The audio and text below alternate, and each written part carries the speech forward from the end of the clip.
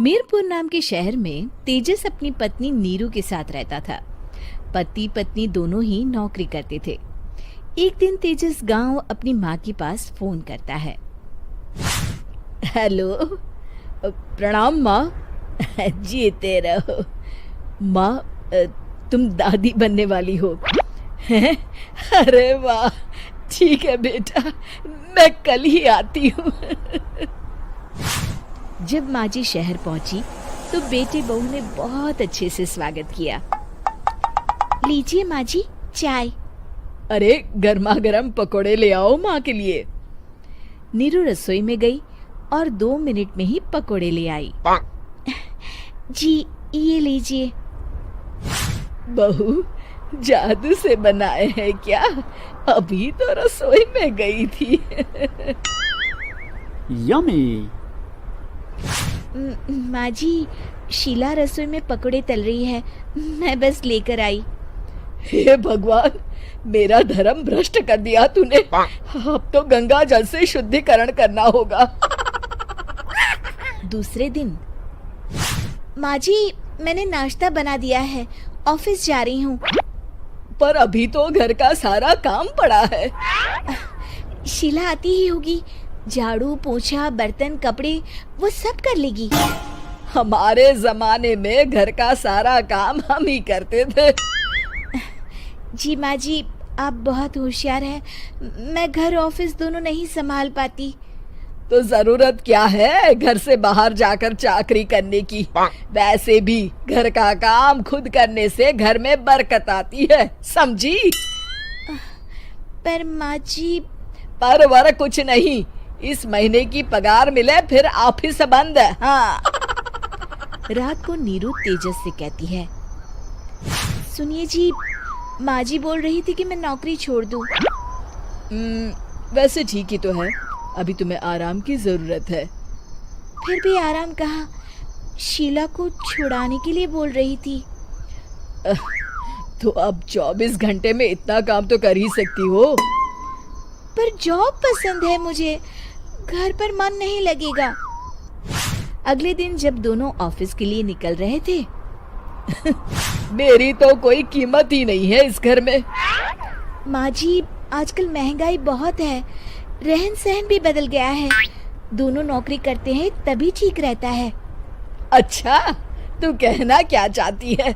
मेरा बेटा तुझे बिठा के खिला नहीं सकता?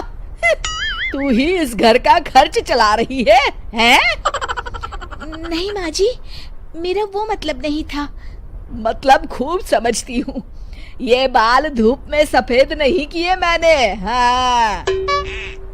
अब तो ये रोज का काम हो गया था। तेजस भी रोज की झिकझिक से परेशान हो गया था।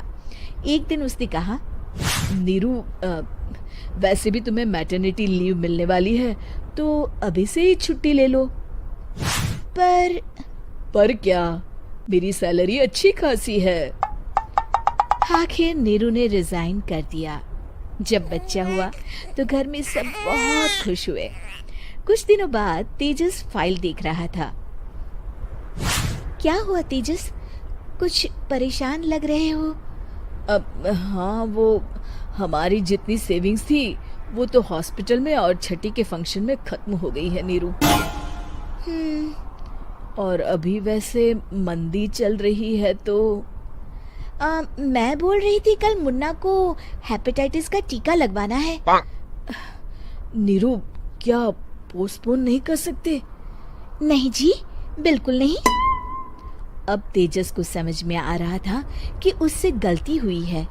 पैसों की कमी का असर घर के माहौल पर भी पड़ रहा था। अगले दिन, बेटा मेरा चश्मा और ये दवाइयाँ ले आना, पर्चा देते हुए माँ जी ने कहा। जी। तेजस, मुन्ना के लिए दूध का डिब्बा और डायपर भी ले आना, और ये किराने के सामान की लिस्ट है, इसे भी लाना है। तेजस गुस्से में लिस्ट मरोड़कर फेंकता है और चिल्लाता है, पैसे क्या पेड़ पर उगते हैं? ये ले आना, वो ले आना। अरे पर ये जरूरत का सामान ही है। वो गुस्से में बिना कुछ कहे ऑफिस चला गया। अरे लंच तो ले जाइए। नीरू दौड़कर डिब्बा पकड़ाती है। एक दिन खाना खाने के बाद, नीरू, अब तो मुन्ना कुछ बड़ा हो गया, तो अब तुम वापस ज्वाइन कर लो ना जॉब। पर इस रिसेशन में जॉब मिलना बहुत मुश्किल है। ट्राई तो करो। फिर मुन्ना? माँ जी है ना, और एक फुल टाइम मेड भी लगा लेंगे। पर माँ जी, उन्हें तो पसंद नहीं। तभी माँ जी वहाँ आ जाती है और प्यार से नीरू के सर पर हाथ फेरते हुए बोलती है, अब मेरी समझ में आ गया बहू, पहले के और अब के समय में अंतर है। तुम काम शुरू करो, मुन्ना की जिम्मेदारी मेरी। मेरी प्यारी माँ जी। ये कहकर नीरू उनके गले लग गई। शिक्षा, परिवर्तन संसार का नियम है, हमें भी समय के साथ चलना चाहिए। उम्मीद है कि आपको हमारी ये कहानी पसंद आई होगी। कृपया हमारे चैनल को सब्सक्राइब करें और सभी अपडेट्स के लिए बेल आइकन जरूर क्लिक करें। और हाँ, वीडियो लाइक और शेयर करना मत भूलिएगा। Bye bye.